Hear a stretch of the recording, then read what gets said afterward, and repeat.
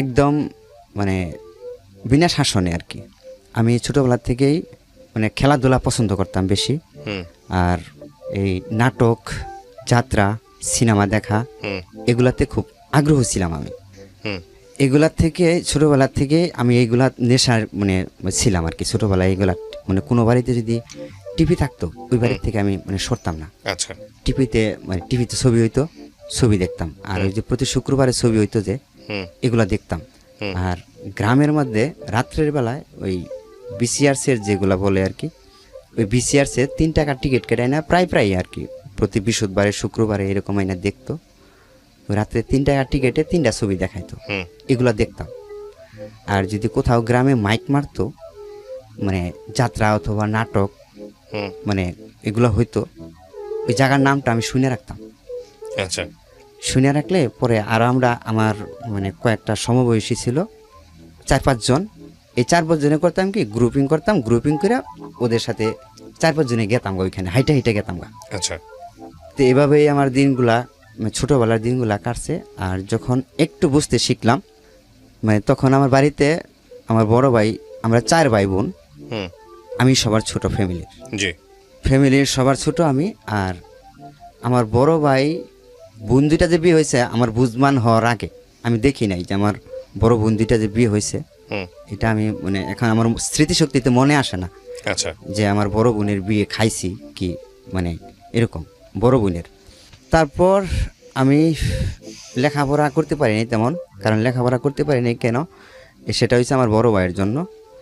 মানে বড় ভাই একটা মেয়ের সাথে সম্পর্ক করছিল, সম্পর্ক করাকালীন পরে ওইখানে আমার মানে ফ্যামিলিতে অনেক বড় আর্থিক মানে জরিমানা লাগে, ওরা মানহানি কেস করছিল। আচ্ছা। মানে গ্রামে একটা বিচার হয়েছিল, ওই বিচারের মাঝখান থেকে মানে চেয়ারম্যান মেম্বার ওরা সবাই ছিল, ওইখান থেকে আমার বড় ভাইরে মানে উঠাইয়া নিয়ে আসছিল আমার মামা বিচার থেকে। উঠাইয়া নিয়ে আসার পরে চেয়ারম্যান মেম্বাররা মানে বাদী হয়ে আর মেয়ের মা যেটা আর কি ওই মেয়ের সাথে সম্পর্ক করতো, মানে দেখা করতে যায় গ্রামে যা হয় আর কি, ওই মেয়ের সাথে দেখা করতে যায় সন্ধ্যাবেলা দেখা করতে যায় মানে গ্রামে আর কি মানে গুজব রটাইছে যে মেয়ের সাথে এরকম খারাপ কাজ করছে। তখন আমি মানে এতটা বুঝি না আর কি, এখন বুঝি যে বড় ভাই কেন দেখা করতে গেছে, কি কারণে গেছে এখন হয়তো বুঝি, তখন তার এত কিছু বুঝি নাই। তো দেখা করতে গেছে, এই দেখা করতে যায় পরে আরেকজনে মানে মানে ধরতে পারে নাই। ওইখানে ওই যে বড় ভাই যে স্যান্ডেল একটা প্রমাণস্বরূপ জিনিস ওইখানে রাইখা চলে আসছিল। আচ্ছা। পরে রাইখা চলে আসে, সেই প্রমাণ সূত্র ধইরা পরে মানে ওই মেয়েটার সাথে বিয়ে দেওয়ার জন্য পরে গ্রাম্য একটা সালিশ ডাকে। সেই সালিশের থেকে আমার বড় ভাইরে মানে আমার মামা, আমার ছোট মামা ওইখান থেকে নিয়ে আসা পরে। আচ্ছা। আমার ভাইগনারে কে বিয়া দেয়, কিভাবে বিয়া দেয় সেটা দেখবো আমি। পরে ওইখান থেকে পরে আমার মানে চেয়ারম্যান মেম্বাররা সব এক হইয়া, গ্রামের মানুষ সব এক হইয়া যে এত বড় সাহস যে গ্রামের সালিশ থেকে চেয়ারম্যান মেম্বার সহ এখান থেকে মানে তার ভাইগনারে এখান থেকে নিয়ে যায়, আমরা বিচার করি, আমাদের বিচার মানে না। সেখান থেকে নিয়ে আসার পরে নিয়ে এসে বললো পরে আমার ভাইয়েরে পাঠাইয়া দিল মানে অন্য এক জায়গায়। মানে আমাদের বাড়ি হচ্ছে পুরান বাড়ি, আর একটা সখীপুর টাঙ্গাইল জেলা, এখানে হচ্ছে নানির বাড়ি। আচ্ছা। ওইখানে পাঠাই দেয়, আমার চাচার বাড়িতে পাঠাই দেয়। আচ্ছা। চাচার বাড়িতে পাঠাই দেয় পরে এখানে মানে মানে জরিমানা করে অনেকগুলা টাকা আমাদের। ওই মেয়ের বিয়ে না করার পর্যন্ত অনেকগুলা টাকা মানে ওই যে চেয়ারম্যান মেম্বাররা যে বিয়ে দিতে হবে না, বিয়ে করতে হবে না, মানে একটা ক্ষতিপূরণ অনেকগুলা টাকা জরিমানা করে। তখন আমরা আর্থিকভাবে অতটা সচ্ছল না। আচ্ছা। তখন মানে আমার বাবা কৃষি কাজ করে, আবার মাঝে মধ্যে মানুষের বাড়ির কাজও করে, এরকম ভাবে সংসারটা চলে আর কি। আচ্ছা।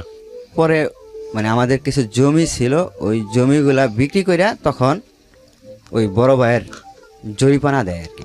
বড় ভাইয়ের সাথে আপনার বয়সের পার্থক্য কত? বড় ভাইয়ের বয়সের পার্থক্য 6-7 বছর। জমি বিক্রি করে বড় ভাইয়ের এইসবের কাজে জরিমানা দিতে হয়। পরে জমি বিক্রি যে করে, জমি বিক্রি করে তখন ওই বড় ভাইয়ের জরিমানা দেয়। জরিমানা দেওয়ার পরে আমার সংসারে যে একটা মানে আর্থিকের দিক দিয়ে যে পড়ে যায়, এর কারণে পরে বড় ভাই করে কি তার কিছুদিন পরে তার বড় ভাইয়ের বিয়ে করায়। আচ্ছা। মানে অল্প কিছুদিন পরে বিয়ে করায়। সেই বিয়ের বউ নিয়ে আসা পর কিছুদিন সংসার 6 মাস সংসার করে আমার ওই বড় ভাইরে যে বিয়ে করা। আর ওই যে মেয়ের সাথে সম্পর্ক ছিল ওই মেয়ের সাথেও আবার বড় ভাই মানে মানে সম্পর্কটা চালিয়ে যেত বিয়ে করে আনার পরেও। এটা বাড়ির থেকে মানে বিয়ে করাইলে আমার এগুলোর সাথে আপনার জীবনের সম্পর্ক কি? এখানে আমার জীবনটা মানে আমার বড় ভাইয়ের কারণে আমার জীবনটা নষ্ট হয়ে গেছে অনেকটা। কিরকম? যেমন এই যে বড় ভাই যে এইটার সাথে মানে যখন ওই মানে বিয়ের সাথে বিয়ে করলো পরে পরবর্তীতে করলো কি ওই মেয়েটারেই ওই বউ থুইয়া ওই মেয়েটারেই ওই যে মেয়ের সাথে সম্পর্ক করছিল ওই মেয়েটারে নিয়ে পালাই গেল বড় ভাই আবার। আচ্ছা। তখন আমাদের সংসারে মানে এমন একটা পর্যায়ে চলে যায় মানে খুব আর্থিক দিক দিয়ে সমস্যায় পড়ে যায়। আচ্ছা। তখন মানে আমার যখন মানে স্কুল জীবন তখন আমি ক্লাস 2-তে পড়ি, যাই আর কি স্কুলে যাই, প্রাইমারি স্কুলেতে যাই। আমার বাড়ির পাশে প্রাইমারি স্কুলে যাই। তখন আমরা দুবেলা মানে ঠিক মতো খাবার পাইতাম না তখন। এর মধ্যেই বড় ভাই কাজগুলা করছে। আচ্ছা।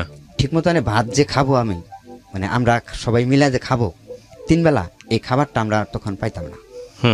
ওইখান থেকে পরে আমার মা করলো কি আমার বাবা যে বাড়িতে কাজ করতো ওই বাড়িতে আমার ওরা অফার দিল যে তোমার ছেলের এখানে দাও, আমার কিছু গরু বাছুর আছে সেগুলা দেখবে আর তোমাদের মানে তোমার ছেলের লেখাপড়া করাবো তোমরা আমার টুকটাক একটা কাজ মানে কাজগুলা করবো, গরুগুলা দেখাশোনা করবে মানে বিকালবেলায় আইসা আর সকালবেলায় স্কুলে যাবে, আমরা লেখাপড়া করাবো এরকম চুক্তিতে তখন আমার ওইখানে দিল। আচ্ছা। দেওয়ার পরে পরে তারা শুধু আমাকে কাজই করাইতো খালি, শুধু তাদের অনেক জমি জমা ছিল তারা খালি কাজ করাইতো আমাকে, গরু পালাইতো মানে গরু মাঠে চড়াইতাম মানে ধান মলাইতো গরু দিয়া অনেক 4-5টা গরু একখানে করে ধান মলাইতো। তারপরে ক্ষেতের থেকে ওই কামলা লইতো, যে এগুলা কামলা লইতো অনেকগুলা, এই কামলা নিয়ে খাবার নিয়ে গেতাম, তারপরে তাদের সাথে কাজ করতে হইতো, সব ধরনের কাজই করতে হইতো আমার। পরে ওইখান থেকে মানে পরে আমি ওখান থেকে চলে আসলাম যে মা আমার তো এরকম বাড়িতে বললাম যে আমার তো অনেক কষ্ট, মা ওইখানে খাবার দেয় ঠিক মতন 3 বেলা আমি খাইতে পারি, কিন্তু আমার ওইখানে দেওয়া সব ধরনের কাজই করায়, ভারী কাজও করায়, সব ধরনের কাজ করায়, আমি কি করব। ওইখান থেকে চলে আসলাম আমি না কইয়া চলে আসলাম। পরে তারা ওইখান থেকে আসলো আমার ওই যে মহিলার বাড়িতে কাজ করতাম আমি, যে ভাইয়ের বাড়িতে, পরে এই মহিলা আসলো, পুরুষ লোকটা না আসা মহিলা আসতো, আমি কাকি কইয়া ডাকতাম আর কি মহিলাটারে।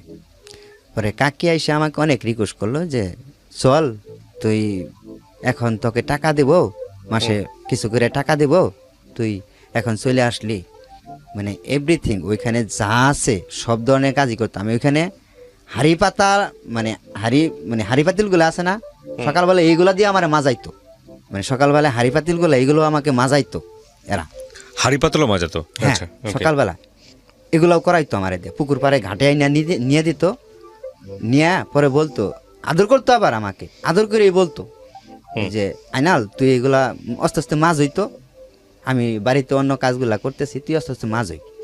খুব আদর করতো, খাওয়া দাওয়ায় কোনো ডিপিট দিত না, তারা যা খাইতো তারা সাথে নিয়েই খাইতো। খাওয়ার দিক দিয়া মনে করেন যে আমার পরিপূর্ণ দিয়ে রাখতো, এদিক দিয়ে মানে আমাকে কষ্ট দিত না, কিন্তু সব ধরনের কাজ আমাকে দিয়ে করাইতো, ভাই কাজ মানে এই কাজগুলো আমাকে দিয়ে করাইতো। পরে ওইখান থেকে আমি 2 বছর নিয়ে 3 বছর করার পরে আমি ওইখান থেকে চলে আসলাম। আচ্ছা।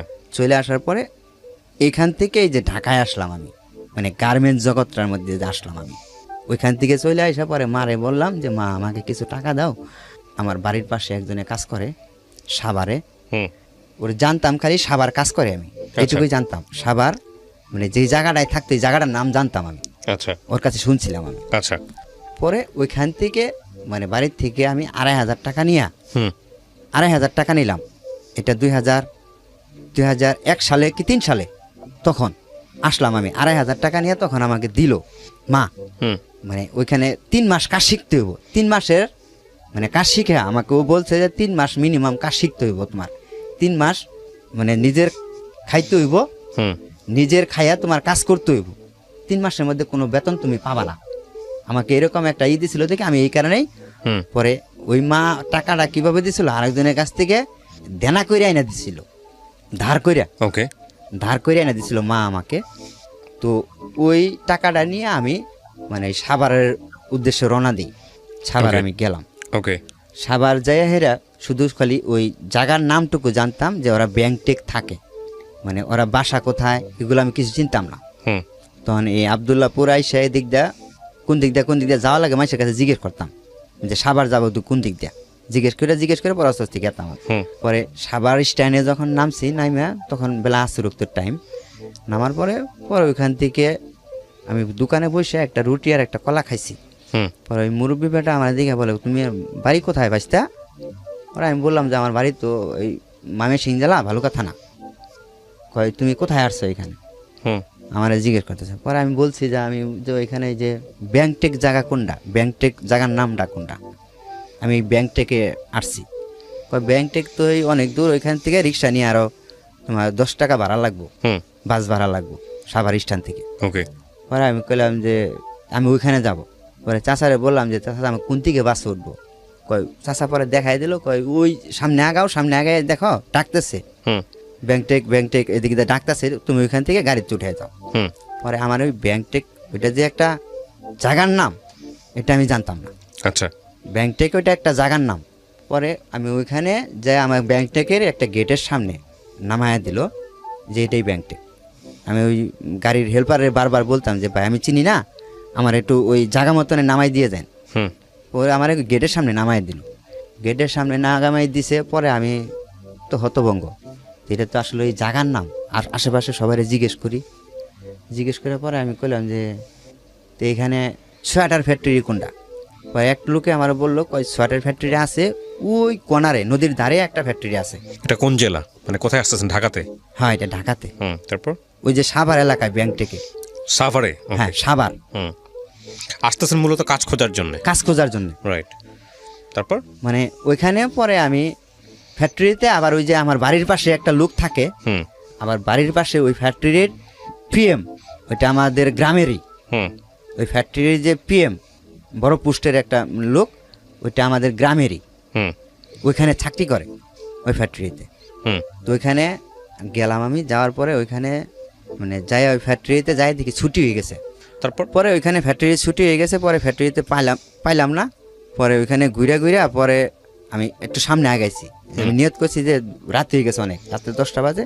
পরে আমি ভাবছি যে কোথায় থাকবো, ওদের বাসা তো পাইলাম না। আর ফ্যাক্টরিতে থাকলে হয়তো খবর দিলে মানে নিয়ে আসতো, কালকে সকাল ছাড়া তার হবে না। হুম আমি নিয়ত করছি যে মসজিদে থাকবো আজকে, হুম মসজিদে ঘুমাবো। ছোটোবেলার থেকে ওই যে এইগুলা ব্রেন মাথার মধ্যে কাজ করতে কেমনে, হুম ওই যে ছোটোবেলায় যে আমি ওদিক সদিক ওই যে মানে নাটক সিনেমা মানে দেখতাম, হুম এগুলা আর কি মানে আমার একটা ব্রেনের মধ্যে কাজ করতো যে আচ্ছা। কোথায় থাকবো। পরে আমি কইলাম যে আমি মসজিদে ঘুমাবো আজকে। ওই মসজিদের পাশে গেছি, পরে আমার বাড়ির পাশেই দিয়ে আরেকজন ওই পেঁয়াজি টেয়াজি সিঙ্গারা টিঙ্গারা এইগুলো বেচতেছে। পরে ওর বাসায় নিয়ে গেলাম, ওর বাসায় পরে ওর দেখা করলাম সামনে যায়। পরে কই তুই কই থেকে? পরে আমি কইলাম যে আমি তো এরকম বিষয়, আমি তো বিল্লালের বাসায় যাব। কয় বিল্লালের বাসা তো অনেক দূরে, কয় এখন তো আর সম্ভব না, আমি দোকান করতেছি, কয় এখন আমার বাসায় চল, পরে কালকে তোরে দেখা করে দিব, কালকে দেখা করে দিব। পরে ওর বাসায় গিয়ে যাই, এখানে খাওয়া দাওয়া করে হেন থাকলাম। থাকার পরে পরের দিন হুম সকালবেলায় ওই বিল্লালের বাসায় নিয়ে গেল আমাকে, ওরা অফিসে যাওয়ার আগে বিল্লালের বাসায় নিয়ে গেল। পরে আমি তো বিল্লালে বললাম যে আমি তো কাজ করতে আইছি, আমি তো কাজ শিখবো, হুম কাজ শিখবো, তো আমাকে কাজ শিখিয়ে দেন, কীভাবে কাজ শিখতে হয়, কীভাবে কী করতে হয়। আপনার পাস বের করলাম, আমি নিজে বাজি হুম কাজ শিখার গেট পাস বের করে পরে ওইখানে কাজ শিখলাম। কাজ শিখার পরে ওইখানে আমি প্রথম বেতন পাইলাম 2600 টাকা মনে হয়। হুম কাজ শিখার পরে 2600 টাকা বেতন পাইলাম। 2600 টাকা বেতন পাইয়া পরে মারে ফোন করলাম। হুম আমি মানে তখন ওই যে হুম 60 টাকা মিনিট লাগে নাকি ফোন করতে, হুম ওই ফোন দিয়া ফোন করলাম বাড়িতে যে মা আমি তো কাজ শিখছি, এটা 2 মাস পরে মনে হয়, আমি তো কাজ শিখছি, কাজ শিখা এত টাকা বেতন পাইছি। হুম পরে ওই যে আমি বাড়ির থেকে 2,500 টাকা আনছিলাম, এই দৌড়াদৌড়ি পাইরা মানে তখন ওখান থেকে অনেকগুলো টাকা খরচ হয়ে গেছে আমার। আচ্ছা। পরে বাড়িতে মনে হয় আমি কিছু টাকা দিছিলাম, ওইখান থেকে কিছু টাকা দিয়া পরে আমি বাড়িতে পাঠাইছিলাম, ওই বিল্লালে যে বাড়িতে গেছিলো ওর সাথে আমি পাঠাইছিলাম। পরে আমি আর যাই নাই। পরে ওখান থেকে মানে ফ্যাক্টরিটা বন্ধ হয়ে গেল, পরে ওখান থেকে আবার রিটার্ন বাড়িতে আসলাম। হুম রিটার্ন জি। ফ্যাক্টরিটা বন্ধ হওয়ার পরে রিটার্ন বাড়িতে আইসা পরে বাড়ির পাশে একটা ফ্যাক্টরি চালু হয়েছিল ভালুকাতে, আমাদের ভালুকায় একটা ফ্যাক্টরি চালু হয়েছিল। ওইখানে আমি 1 বছর চাকরি করছি। চাকরি করাকালীন ওইখান থেকে পরে ব্যাগে যখন আসলাম গাজীপুরে, গাজীপুর থেকে আমার এই মানে সম্পর্কটা শুরু হইলো আর কি। কিসের সম্পর্ক? ওই বডি ফ্যাশন ফ্যাক্টরিতে যখন চাকরি নিলাম, চাকরি নেওয়ার কিছুদিন পরেই মানে আমি ওই ফ্লোরের মধ্যে, একই ফ্লোরে 2টা বাঘ ছিল আর কি, একটা ফ্লোরেই 2টা বাঘ ছিল। ওইটা ওই পাশে এক সেকশন, এই পাশে এক সেকশন। আচ্ছা, মানে পাশেই বসে মানে উনারা কাজ করতো, আমি মানে ম্যানুয়ালে মেশিনে কাজ করতাম, মানে দাঁড়ায় দাঁড়ায় দেখা যাইতো, উনি আমাকে দেখতো, আমি ওনাকে দেখতাম। আমি মাঝে মধ্যে বাহির থেকে যে কেক টেক নিয়ে যে খাইতাম, খাওয়ার পরে উনি জিজ্ঞেস করতো তুমি বাসায় ভাত খাও না। আচ্ছা, উনিটা কি একটা মহিলা নাকি একটা পুরুষ? মহিলা। মহিলা, আচ্ছা, একজন মহিলা আপনাকে জিজ্ঞেস করতো। এই মহিলাটাকে আপনি আগে থেকে চিনতেন না? না, আগে থেকে চিনতাম না। আচ্ছা, তারপর? আগে থেকে চিনতাম না, পরে আমি ওনারে খালা বিলা ডাকলাম, যে খালা আসলেও আমি তো মেসে খাই, মেসের ওই ডাল ভাত গুলা আমার মানে প্রতিদিনই কন্টিনিউ খাইতে হয়। সকালবেলা ডাল ভাত তো আমি খাইতে পারি না, মানে ডাল আলু ভর্তা এটা প্রতিদিনই আমার ভালো লাগে না, খাইতে পারি না। তা আমি কেক টেক আইনা খাই, টিফিন করি 10টার সময়। পরে এক কথায় দুই কথায় তাদের সাথে মানে ভালো একটা সম্পর্কে গেলাম আর কি, একটু ফ্রি হইলাম।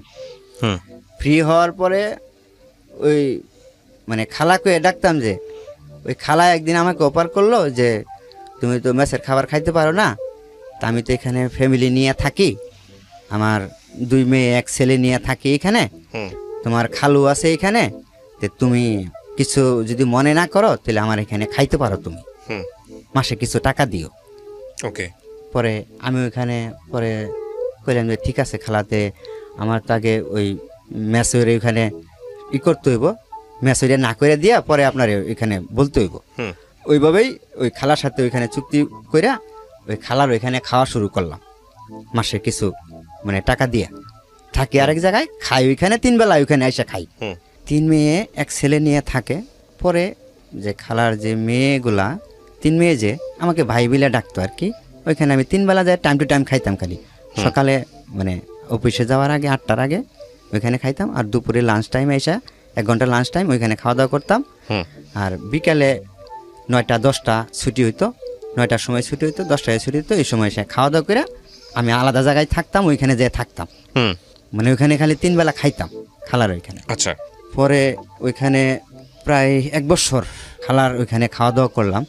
আর এর মাঝখানে ওই খালার যে 2টা মেয়ে ছিল, বৈশাখ গল্প গুজর করতাম, বৈশাখ ওদের সাথে এইভাবেই সম্পর্কে মানে গল্প করতাম, বৈশাখ বৈশাখ গল্প করতাম। পরে টিটকারি ফাজদামি মজা এগুলা করতাম করার সময় পরে আমাকে ওই মানে কুলসুম যে মেয়েটা, খালার যে কুলসুম মেয়েটা, এই মেয়েটা আমাকে মানে বলল যে ভাই আমাকে কি দিবেন, সামনে তো ঈদের মধ্যে আপনি আমাকে কি দিবেন। পরে আমি কইলাম যে তুমি কি নিবা, কয় আপনি আমার বড় ভাই, তা আপনি আমার কি দিবেন। পরে আমি কইলাম তুমি যা নিয়ে খুশি, ঈদের মধ্যে ঈদের তুমি বড় ভাইয়ের কাছ থেকে ঈদ বোনাস নিবা, ঈদের গিফট নিবা, তুমি যা নিয়ে খুশি। পরে আমি ওই মেয়েটারে নিয়ে, খালার মেয়েরে নিয়ে কোনাবাড়ি মার্কেটে গেলাম। কোনাবাড়ি মার্কেটে যাওয়াকালীন পরে ওনারে একটা শাড়ি কিনে দিলাম, মানে কুলসুমরে একটা শাড়ি কিনে দিলাম, কুলসুমরে শাড়ি কিনে দিলাম। পরে আমাকে প্যান্ট শার্ট কিনে দেওয়ার জন্য মানে খুব রিক করলো, যে ভাই আম্মা বলছে আপনার প্যান্ট শার্ট কিনে দেওয়ার জন্য। পরে আমি কইছি না, তুমি ছোটো আমার, তুমি আমার প্যান্ট শার্ট কিনে দেবা কেন, আমি তোমারে মানে তুমি বাইক কইয়া ডাকো আমারে, আমি তোমারে একটা শাড়ি দিছি, ঈদের উপহার দিছি তোমাকে এটা।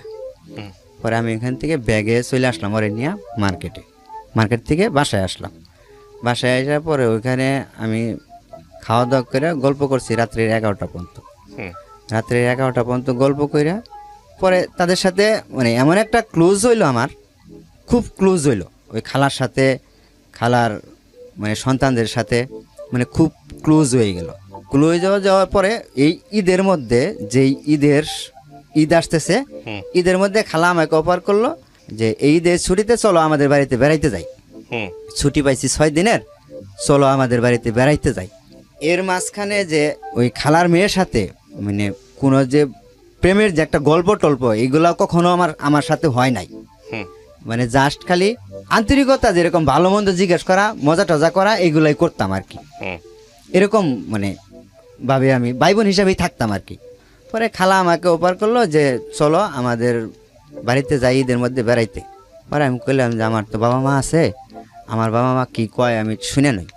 আবার আমার ছোটোবেলার থেকে একটা অভ্যাস, ওই যে কইলাম যে মানে দেশ ঘোরা, বিভিন্ন জায়গায় যাওয়া, এইগুলো আমার পছন্দ, ভালো লাগতো আর কি। পরে আমি আম্মার কাছে ফোন দিলাম, কইলাম যে মা, আমি যেখানে খাই, যে খালার বাসায়, এরা তো এদের বাড়িতে যাইতে বলতেছে, আমি যাই। পরে আম্মা আমাকে নিষেধ করলো। আমার মা বললো যে তুই বছরকার দিন ওঠাই যাবি, সবাই বাড়িতে আইতাছে, আবার তুই যাবি আরেক জায়গায়, আচ্ছা ওঠাই যাওয়া লাগবে না, তুই আইসা পর, বাড়িতে আইসা পর, ঈদের ছুটি পাবি, তুই বাড়িতে আইসা পর। পরে আমি মারে বুঝাই কইলাম যে মা, আমি ওইখানে হয়তো ঈদের দিন তোকে থাইকা ঈদের পরের দিন দরকারে চলে আসবো নি, দুদিন এসে বাড়িতে থাকবো নি।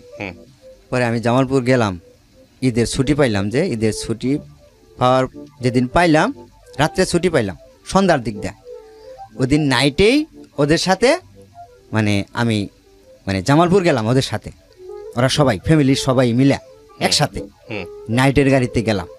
নাইটের গাড়িতে ওদের সাথে যে গেলাম, পরে আমি ফজরের আজানের সময় ওদের ওইখানে যাই নামছি। ফজরের আজানের সময় নাইমে পরে ওইখানে ওদের বাড়িতে নিয়ে গেছে আমাকে।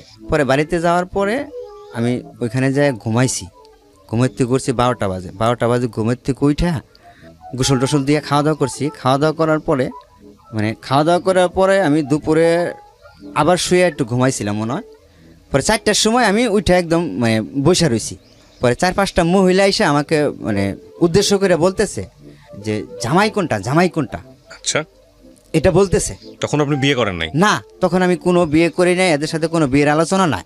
হঠাৎ করে ওদের বাড়িতে কিন্তু আমি গেছি বেড়াইতে। পরে আমার মনের ভেতরে জানি কেমন একটা লাগলো। পরে আমি ওই মহিলারে আগায় যায় মানে একটু আড়ালে যায়, টাগায় যায় জিজ্ঞেস করছি, বয়স তেমন না আর কি, ভাবিকে ডাক দিছি যে ভাবি একটু শুনবেন, আপনি একটু আগে যে একটা কথা বললেন জামাই কোনটা, জামাই কোনটা, এই কথাটা কেন বললেন? পরে আমারে বলতেছে কয় কে, তুমি কুলসুমরে বিয়ে করতে আসো নাই? ওকে, মানে আপনি জানতেন না, আলটিমেটলি ওরা বলছে? হ্যাঁ, ওরা বলছে। পরে আমি কইলাম যে না, আমি তো এই ব্যাপারে তো আসিনি, আমি তো এখানে আসছি বেড়াইতে, আমি তো কুলসুমরে বিয়ে করতে আসিনি। পরে কয় না, ওর আম্মা ওর বাবা সবাই বলছে যে তুমি বিয়ে করতে আসছো। পরে আমি তো কইলাম না, আমি তো বিয়ে করতে আসিনি, আমি তো এখানে আসছি বেড়াইতে। আমি ওনারে খালা কইয়া ডাকি, আর ওনার মেয়ের সাথে তো আমার কোনো মানে কোনো রিলেশনও নাই। খালার মেয়ের সাথে তো আমার কোনো রিলেশন নাই, কোনো সম্পর্ক নাই। আমি খালার মেয়েরে কখনো বলিও নাই যে আমি আপনার মেয়েরে বিয়ে করবো, এমন ধরনের কোনো কথাই বলি নাই। তারা আমার ভাই কইয়া ডাকে, আমি তাদেরকে বোন কইয়া ডাকি, ছোটো বোন হিসাবে মানে আমি দেখি তাদেরকে, তো আমি এরকম বলি নাই। আমি ওই খালার সাথে গেলাম, খালারে ডাক দিলাম যে খালা আপনি একটু এদিকে আসেন তো। পরে আমি কইলাম যে আমি বলে আপনার মেয়েরে বিয়ে করতে আসছি খালা, আপনি এই কথাটা মানে ওনাদের কাছে বলছেন। পরে কয় বাবা তোমার সাথে আমার কথা আছে, আমি একটু এদিকে আসো। পরে আমি গেলাম, পরে ওইদিকে আমাকে নিয়ে গেল অন্য সাইটে নিয়ে গেল। সাইটে নিয়ে যাওয়ার পরে আমারে বলতেছে কয় তুমি এখানে একটু দাঁড়াও, পরে আমি মানে তোমার নিরিবিলি জায়গায় নিয়ে বিষয়টা বুঝাইতেছি।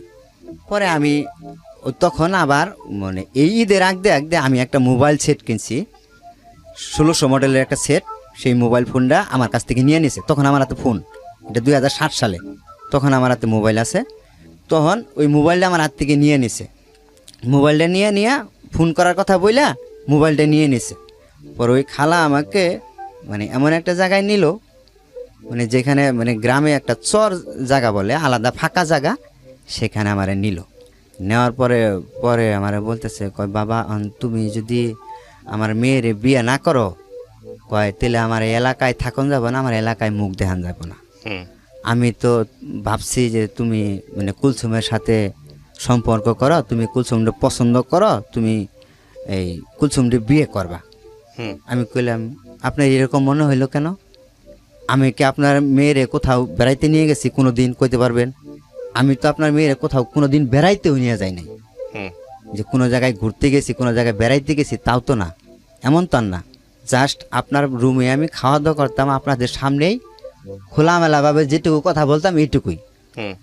পরে কয় তুমি যে এই ঈদের মধ্যে ওই যে মানে ওরে শাড়ি কিনে দিলা, ও তয়ে বলছে যে আমারে বিয়ে করব। কয় কুলসুম আইসা আমারে বলছে যে আমারে বিয়ে করব। তো আপনি শাড়ি কিনে দিতে গেছিলেন কেন? শাড়ি দিতে কেন গেছিলাম? পরে আমি কইলাম যে এটা তোমার বিয়ের উপহার। আমি এই কথাটা শাড়ি কিনে দেওয়া এই কথাটা বলছিলামও, যে তোমার বিয়ের 3 উপহার। বোনের মধ্যে আপনি কাকে কিনে দিয়েছেন? শুধু কুলসুমকে? কুলসুমকে, আর বাকি দুজনকে কিনে দেন নাই? আর না, আর কাউকে কিনে দিনি। তো সন্দেহ করা ঠিকই আছে। হ্যাঁ, তারপর? পরে আমি ওই শাড়িটা কিনে দিয়া পরে এই ব্যাককালটা হয়েছি, ওই শাড়ির সূত্র ধরে এরা আমার ভাবছে যে আমি কুলসুমটা পছন্দ করি, আমি কুলসুমটা বিয়ে করব। এই সূত্র ধরে হেরা এই বাড়িতে, আমি যে আর ওই যে আমাকে অফার করছে যে চলো আমাদের বাড়িতে বেড়াইতে যাই, আর এই খালা আমাকে সবসময়ই বলতো কি ওইখানে ভাত খাওয়ার সময় বইয়ে গল্প টল্প করতাম। ওদের গ্রামের একটা ভাষা আছে, গেল্লা কইয়া কয়, মানে ছেলেরে গেল্লা কয়, গেল্লা তোমার আমগো এলাকায় বিয়ে করাবো। খালা এই কথাটা আমাকে সবসময়ের জন্যই বলতো। ঠিক আছে, এবার নিজের মেয়েরই দিয়ে দিছে। হ্যাঁ, যে এই কথাটাই সবসময়ের জন্য আমাকে বলতো। পরে ওইখানে ওই খালা করছে কি, পরে ওইখানে যে ওই যে আমার নিয়ে গেল, নিয়ে যাওয়ার পরে এরকম মানে আমাকে এরকম বুঝাইতেছে, বলতেছে যে তুমি যদি বিয়ে না করো তাহলে আমি তো এরকম মনে করছি যে তুমি আমার কুলসুমকে পছন্দ করো, তোমরা দুজনের সম্পর্ক আছে, তোমরা বিয়ে করবা। এখন কি এরপর আপনি কি করলেন? পরে আমার মানে ডাইরেক্ট আমার হাতে পায়ে ধরে মানে কান্নাকাটি শুরু করে দিছে। পরে আমি কইছি খালা আপনি কান্দেন কেন? আমি তো আপনার মেয়ের কখনো বলি নাই যে বিয়ে করব, এরকম মানে সিচুয়েশন পরিচয় হয় নাই, এরকম মানে পরিবেশ হয় নাই যে আপনার মেয়েকে আমাকে বিয়ে করতেই হবে, এরকম পরিবেশ মানে এখনো হয় নাই। আমার বাড়িতে বাবা আছে, মা আছে, ভাই বোন সবাই আছে। আপনার মেয়ের আমি বিয়ে করে নিয়ে বাড়িতে উঠাইতে পারবো? আর আমার বইয়ের বয়স হয়েছে এখন, আমার বিয়ের বয়স তো এখন হয় নাই, আমার বয়স কেবল 17-18 বছর, আমার বিয়ের বয়স হয় নাই। তো যদি আমার বিয়ে করার ইচ্ছুক থাকে তো আমার গার্জিয়ান আছে, আমি তাদেরকে বলবো, তারা আমার জন্য মেয়ে দেখবে, তারা তাদেরকে মেয়ে দেখে আমি পছন্দ করে বিয়ে করব, এরকম বলছি। পরে ওইখানে রাত্রে 10টা পর্যন্ত এই খালা কান্নাকাটি আমার মানে হাতে পায়ে ধইরা, তুমি যদি আমার মেয়ের বিয়ে না করাতে আমার মেয়ে বিষ খাওয়াবো, এইটা খাবো সেইটা খাবো, মানে কত কিছু দেয়া যে।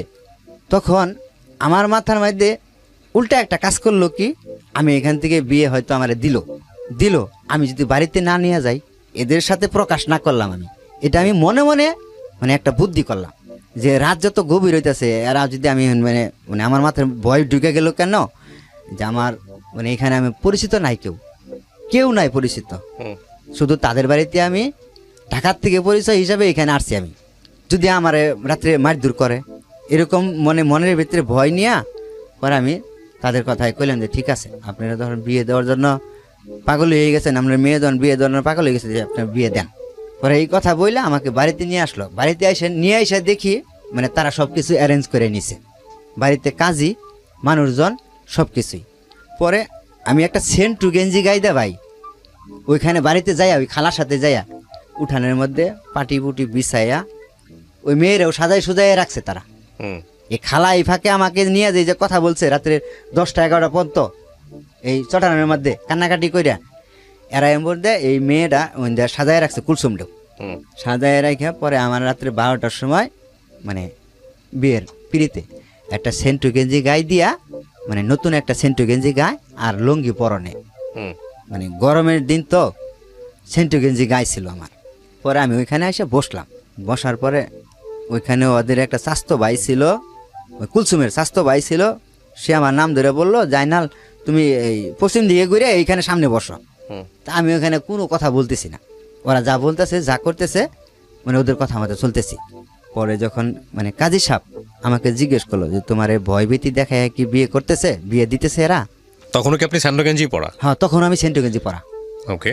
তখন আমার মাথার মধ্যে কাজ করতেছে না যে আমি কি করতেছি, মানে এই মহিলার কান্না কাটিয়ে এই মহিলার মানে এত কিছু করাতে আমার মাথার মধ্যে অতটুকু জ্ঞান আসতেছে না যে আমি কি করব এখন, মানে এইটুকু সেন্স আমার মানে হারাইয়া গেছে। পরে মানে আমার মাথার মধ্যে সেন্সটুকু আসতেছে না, আমি কাজীর মুখের দিকে চাই রয়েছি যে আমি এখানে কি বলবো, মানে আমার ভিতরে একটা ভয় ঢুকে গেছে নিজের থেকেই যে আমি যদি এখানে আসলেও না করি, তো রাত গভীর 12টা-1টা বাজে গেছে গা, যদি মার দূর শুরু করে কি বলবো আমি।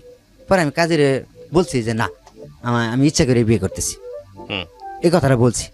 পরে কাজী আমার মুখের দিকে চাইছে, পরে আমার ভোটার আইডির ফটোকপি চাইছে। পরে আমি কইছি যে ভোটার আইডি তো আমার নাই, আর ভোটার আইডি আছে কিন্তু আমি অস্বীকার করছি নাই আমার কাছে, মানে আমি কইছি নাই। পরে ওইখানে তারা মানে কিভাবে কি করে জানি 1 লাখ টাকা মানে 1,00,000 টাকা কি জানি করলো, তখন মানে কাবিন করলো 1,00,000 টাকা। কত টাকা জানি ওয়াশিল দিল, পরে এইগুলা দিয়ে হাইরা পরে আমার মানে টিপ নিল, সিগনেচার নিল, নিয়ে হাইরা ওই কালেমা পড়াইলো, কালেমা টালেমা পড়াইয়া পরে তাদের যে মেয়ে মানে একটা ঘরের ভিতরে 2টা চৌকি, মানে 2 চৌকির মধ্যে 1 চৌকির মধ্যে বাসর ঘর সাজাইছে তারাই, মানে কোনো রকম একটু ইটি দিয়া তারাই মানে সাজাইছে 1 চৌকির মধ্যে।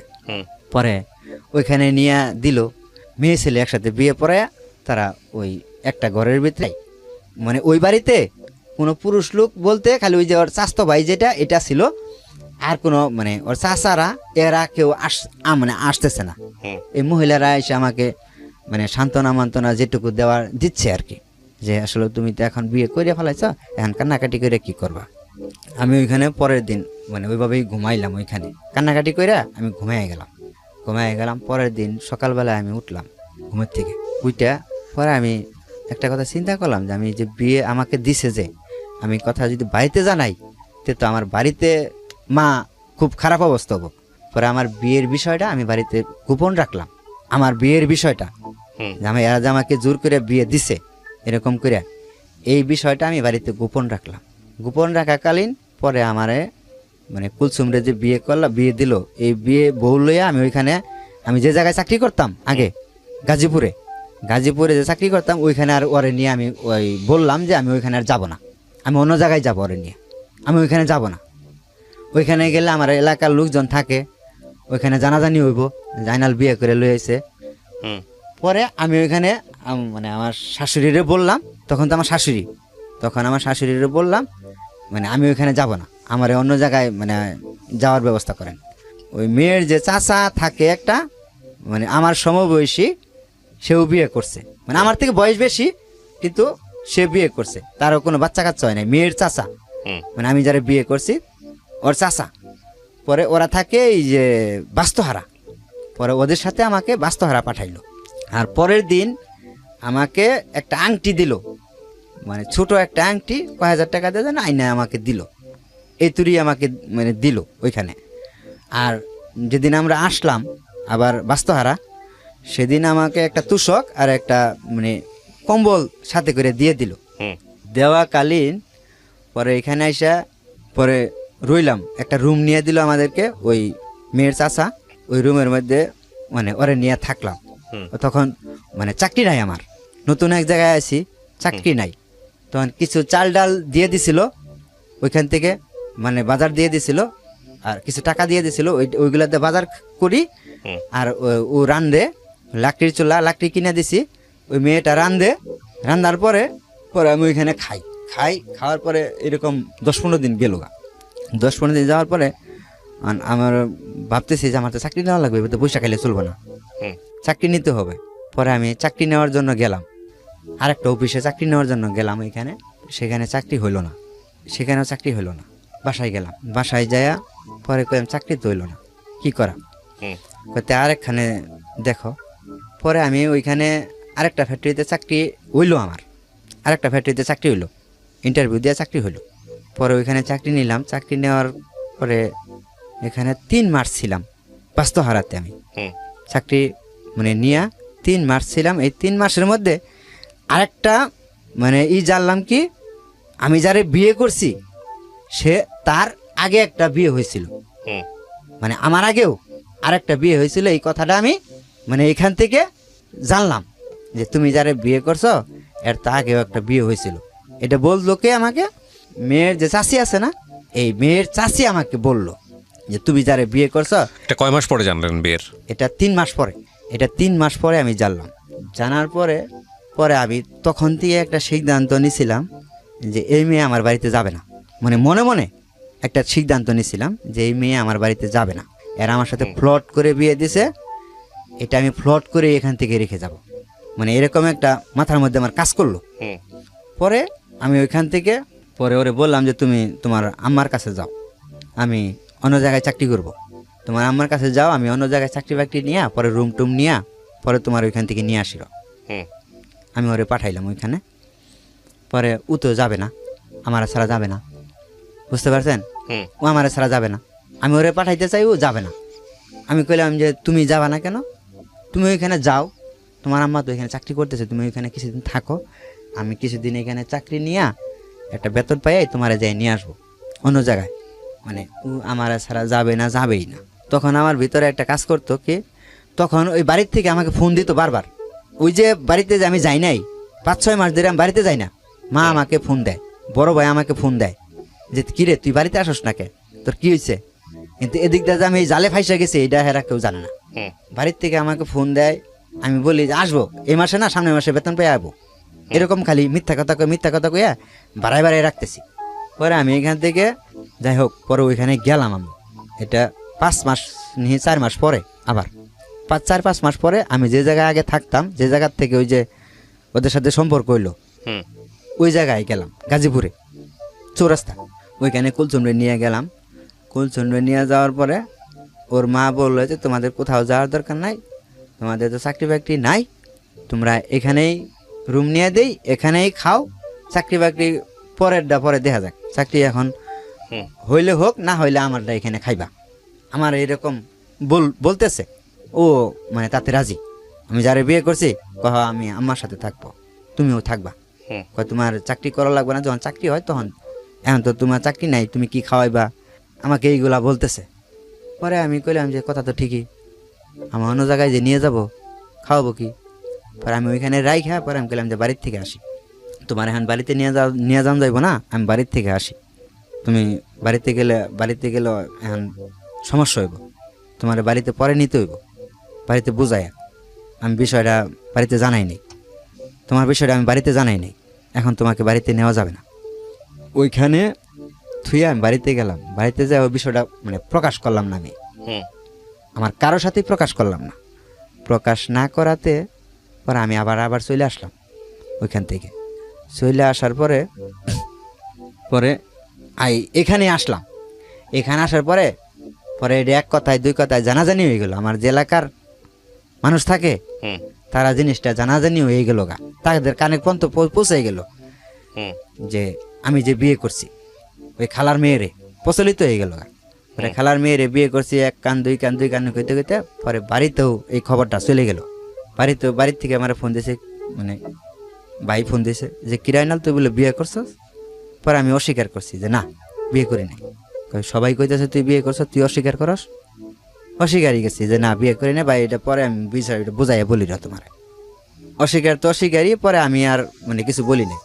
পরে এরা ডিটেললি ভালো করে খবর লইছে আসলে ওকে আনালে বিয়ে করছে, আনালে মিশা কথা কইতেছে না এরাই মিশা কথা কইতেছে। পরে বাড়ির থেকে খবর নিয়ে দিয়ে আসলো আমি বিয়ে করছি। পরে মা অনেক কান্নাকাটি করলো, কান্নাকাটি করার পরে যে তুই বিয়ে করবি, তে তোর বাড়িতে বড় ভাই আছে, সবাই আছে, বড় বোন জামাইরা আছে, তাদেরকে বলতি তোর বিয়ে করাই দিত, তুই একা একা কেন বিয়ে করলি। মারে এই বিষয়টা আমি বুঝাইতে পারি নাই। এখন পরে এখান থেকে পরে এই মেয়ের সাথে মানে যে বিয়ে করছিলাম, পরে এই মেয়ের সাথে যেমনি হোক মানে একটা ঝগড়া সৃষ্টি হইয়া হেরা পরে তারা একটা আপসে চলে আসলো। আপসে পরে আসলো এই মেয়ের সাথে থাকাকালীনই পরে আমি এই মেয়ের এই জায়গায় থুইয়া, এটা জিরানি এলাকায় আমি চাকরি নিলাম, জিরানি এলাকায় যখন গেলাম তখন মানে যে মেয়ের সাথে আমি প্রেম করলাম এই মেয়ের সাথে আমার মানে রং নাম্বারে কথা হইলো। একটা ফোন থেকে ফোন আসলো রং নাম্বারে, ফোন আসলো রং নাম্বার থেকে। পরে তার সাথে 1 দিন 2 দিন কথা বলতে বলতে তার সাথে কথা বলা শুরু করলাম রং নাম্বার থেকে। যখন আমি এই মেয়েটারে ছাইরা অন্য জায়গায় গেলাম, ওই জিরানিতে চাকরি নিলাম, তখন ওইখানে যাওয়ার কিছুদিন পরেই এই মেয়ের সাথে রং নাম্বার থেকে একটা ফোন আসে আমার। ফোন আসার পরে এই মেয়েটার সাথে আমার পরে এই মেয়েটার সাথে পরে কথা বলতে পরে এই মেয়ের সাথে আমি সম্পর্কে মানে মোটামুটি আগাইলাম। তখন এর সাথে কিন্তু সারাসারি হয় নাই, প্রথম সারাসারি হয় নাই। পরে এর সাথে কথা বলতে মানে এর সাথে মানে অনেক গভীরে চলে গেলাম। মানে এও আমার সাথে দেখা করলো, আমিও তার সাথে দেখা করলাম। আমি কয়েকটা প্রশ্ন করতে চাই আপনাকে, প্রশ্নের উত্তর দিলেই হবে। আপনি এই মেয়েটাকে কি পরবর্তীতে বিয়ে করেছেন, যে মেয়েটার সঙ্গে আপনার পরিচয় হলো? হ্যাঁ। মেয়েটাকে জানাইছিলেন, দ্বিতীয় স্ত্রীকে জানাইছিলেন যে আমার একটা প্রথম স্ত্রী আছে? হ্যাঁ জানাইছিলেন। হ্যাঁ। আপনি বিবাহিতটা জানিয়েছিলেন? হ্যাঁ। জানার পরে আপনি তাকে বিয়ে করেছেন? হ্যাঁ। এবং সে বিয়ে করছে আপনাকে? হ্যাঁ। সে কি ম্যারিড ছিল? তারও কি বিয়ে ছিল? হ্যাঁ। ও ওকে, আপনার প্রথম স্ত্রী জানতো যে আপনি এরকম একটা কাজ করছেন? তাকে জানাইছিলেন? না, সেটা পরে না, জানাইনি। আচ্ছা, আপনার প্রথম স্ত্রী জানলো কিভাবে? প্রথম স্ত্রী জানলো যে আমি যে এর যে বিয়ে করছি, বিয়ে কইরা যে আলাদা রুম নিয়ে আমি আসি, মানে যে জায়গা, সে মানে আমার যে মানে পরিচিত যারা আছে বন্ধু, তাদের সাথে ফোন নাম্বার নিয়ে, তাদের ফোন নাম্বার নিয়ে আপনাকে বের করে ফেলছে? হ্যাঁ, আমাকে বের করে ফেলছে। আচ্ছা, তারপর? বের করছে, বের করে পরে আমার বাসায় হঠাৎ করে চলে আসছে। যারে বিয়ে করছি, দুজনেই চাকরি করি এক অফিসে। আমরা দুজনে মানে লাঞ্চে যে খাবার বসছি দুজনে একসাথে। আমার প্রথম স্ত্রী যে উনি আচমকা চলে আসছে রুমে, রুমটা পর্যন্ত চিনা ফেলাইছে। আসছে, আসার পরে পরে আমি কিছু বলি নাই, ও কিছু বলে নাই যে তুমি এগুলা করতেছ, এগুলা করছো, তা আমার জানাইলা না। পরে আমি কই বলার মতো সুযোগ পাই নাই, বলবো কখন। তখন কি বাচ্চা কাচ্চা ছিল আপনার প্রথম স্ত্রীর? হ্যাঁ, একটা মেয়ে আছে। তখন আপনার মেয়ে ছিল একটা? হ্যাঁ। ঠিক আছে, তারপর? প্রথম স্ত্রী যেটা, এটা ছাড়াছাড়ি হওয়ার পরেও পরে আর একটা আনুষ্ঠানিকভাবে একটা বিয়ে করছিলাম আমি। আচ্ছা, মাঝখানে ওইটা রয়ে গেল। আপনি যেটা বলতে চাচ্ছেন যে আপনার প্রথম স্ত্রী থাকা অবস্থায় এক মেয়ের সঙ্গে সম্পর্ক হয়, কিন্তু বিয়ে হয় না। বিয়ে হয় না। তার আগে আপনি আরেকটা বিয়ে করছেন? মানে যে মেয়েটার সাথে আমি বিয়ে মানে সম্পর্কে জড়াই, এই মেয়েটা মানে রং নাম্বার থেকে আমার পরিচয় হয়। রং নাম্বার থেকে পরিচয় হওয়ার পরে পরে মেয়েটা যখন সামনাসামনি হই আমি, তখন মেয়েটারে দেখি মেয়েটা মেরি, মানে তারও একটা বাচ্চা আছে, তার স্বামী আছে। মানে যখন আমি সম্পর্কে জড়াই, প্রথম স্ত্রীকে আপনি ডিভোর্স দিয়েছেন, দেওয়ার পরে আপনি আরেকটা মেয়েকে বিয়ে করেছেন, কিন্তু সেই মেয়েটাকে বিয়ে করেন নাই যে মেয়েটার সাথে আপনার প্রথম স্ত্রী থাকা অবস্থায় সম্পর্ক ছিল। কথা ক্লিয়ার? হ্যাঁ, কথা ক্লিয়ার হয়েছে। কিন্তু আবার কি, আমি বিয়ে করতে চাইছিলাম যখন এটা সারাসারি করলাম, মানে এই বউটা যখন আমি কাকে বিয়ে করতে চাইছিলেন? যে প্রেমিকা, তাকে বিয়ে করতে? প্রেমিকা, হ্যাঁ, তাকে বিয়ে করতে চাইছিলেন। তাকে বিয়ে করতে চাইছি। কিন্তু আপনি বিয়ে করেন নাই? না সে বিয়ে করে নাই? না, সে বিয়ে করে নাই। কেন করে নাই? সে মানে আমার সাথে সম্পর্ক করাকালীন, আর এই মেয়েটার আমি যে অফিসে চাকরি করি, এর চাকরি নিয়ে দিছি, মানে দেখভাল যত ভরণ পোষণ সবকিছু আমি করছি। আমি যেই ফ্লোর থেকে মানে চাকরি নিয়ে দিচ্ছি, এই ফ্লোর থেকে আরেকটা ছেলের সাথে, মানে তখন ও জানে যে ওরও জানি, আমি জানি যে ওরও একটা মানে সন্তান আছে, স্বামী আছে, আর ও জানে যে আমার মানে বউ বাচ্চা আছে। তখন দুজনের মধ্যে একটু মানে। আপনি প্রথম স্ত্রীকে ছাড়ছিলেন কি এই মেয়েটার কারণে? হ্যাঁ, কথা আমি বুঝে গেছি। আপনার গল্পটা কি? এই মেয়েটার কারণে ছাড়ছি, কিন্তু এই মেয়েটা পরে করছে কি, আপনাকে ছেড়ে দিছে। মানে আমাকে ছেড়ে দিছে। আপনি তাহলে যে বললেন একটু আগে যে সে যে আসছে আয়সা বলছে এগুলা করতেছো কেন, এই যে দোকানে না কোথায় জানি বসে থেকে আপনার বন্ধুদের কাছ থেকে নাম্বার নিয়ে যে আসছে, এই কথা আপনি কিভাবে বললেন? এটা কে আসছে? এটা আসছে যে এখন যে আমার স্ত্রী আছে, এটা আসছে আপনার দ্বিতীয় স্ত্রী? হ্যাঁ, দ্বিতীয় স্ত্রী। এটা আসছে আপনার দ্বিতীয় স্ত্রী? তাইলে এটা বলেন। হ্যাঁ, ঘটনাটা একটু প্যাচ খেয়ে গেছে প্রিয় দর্শক এবং শ্রোতা। সেটা হচ্ছে ওনার প্রথম স্ত্রীটা, উনি যেটা বলছিলেন যে সেটা হচ্ছে ওনার ইচ্ছা ছিল না, কিন্তু ওনাকে জোর করে বিয়ে দিয়েছে ওনার শাশুড়ি। যেটা আমি আমার জায়গা থেকে আপনার জায়গা থেকে কিভাবে হয়েছে আপনি শুনেছেন, সেটাতে আপনারা আপনাদের মতো করে ভাববেন। এই প্রথম স্ত্রী ঘরে একটা বাচ্চা ছিল আপনার। মেয়েটার বয়স কত ছিল যখন তাকে ডিভোর্স দেন? 2 বছর। 2 বছর। এই 2 বছরের মেয়েটা কার কাছে? ওর কাছে ছিল না আপনার কাছে ছিল? না, আমার কাছে রাখতে চাইছিলেন, কিন্তু আমার কাছে রাখে নাই। তারা নিয়ে চলে গেছে। ডিভোর্সটা আপনি দিয়েছিলেন না সে দিয়েছিল? উনি দিয়েছিল। আচ্ছা, এবং এটা যে ডিভোর্স যে আপনাকে দিল, তখন কি সে জানতো যে আপনার আরেকটা মেয়ের সঙ্গে সম্পর্ক আছে? না, তখন সে জানতো না, এমনি ডিভোর্স দিয়েছে। কারণকে দেখাইছে? মানে তখন মানে আমার যে এই যে মানে মোবাইলে কথা বলতাম, কারোর সাথে কথা বলতে গেলে আমাকে সন্দেহ করতো। না, উনি ডিভোর্স দেখানোর কি কারণে ডিভোর্স দিয়েছে আপনাকে? পেপার পাইছেন? ডিভোর্সের পেপার পাইছেন? হ্যাঁ, কাগজপত্র পাইছেন? সেটা মানে সবার সম্মুখে হয়েছে। ওকে প্রিয় শ্রোতা, ছোট্ট একটা বিরতি নেবার আগে আপনাদের সবার জন্য বলছি, ঢাকা এফএম এর আরো একটি ইউটিউব, পরে কিছুদিন পরে প্রেগনেন্ট হওয়ার পরে বাচ্চা হওয়াকালীন মানে আমার জেঠাসটা মারা যায়। মারা যাওয়ার কালীন পরে ওই জেঠাসের যে মানে স্বামী ছিল, সে মানে অনেক টাকা পয়সা মালিক ছিল। আমার যে বউ ছিল সেটা মানে দেখতে একটু ভালো ছিল, সুন্দর ছিল। মানে প্রথম স্ত্রীর সঙ্গে সে সম্পর্কে জড়ায় পড়ে? মানে সম্পর্কে জড়ায় না। তাহলে অন্য একজনকে বিয়ে করছে? হ্যাঁ, বিয়ে করে নাই, তার সাথে ভেগে গেছে। আচ্ছা, ইন দ্য মিন টাইম আপনি আনুষ্ঠানিকভাবে একটা মেয়েকে বিয়ে করছেন? হ্যাঁ, তার এটা 2 বছর পর। তার 2 বছর পর। আচ্ছা, যে মেয়েটাকে আপনি বিয়ে করছেন, এই মেয়েটা কি পারিবারিকভাবে বিয়ে হয়েছে নাকি আপনি সেখানেও প্রেম করে বিয়ে করছেন?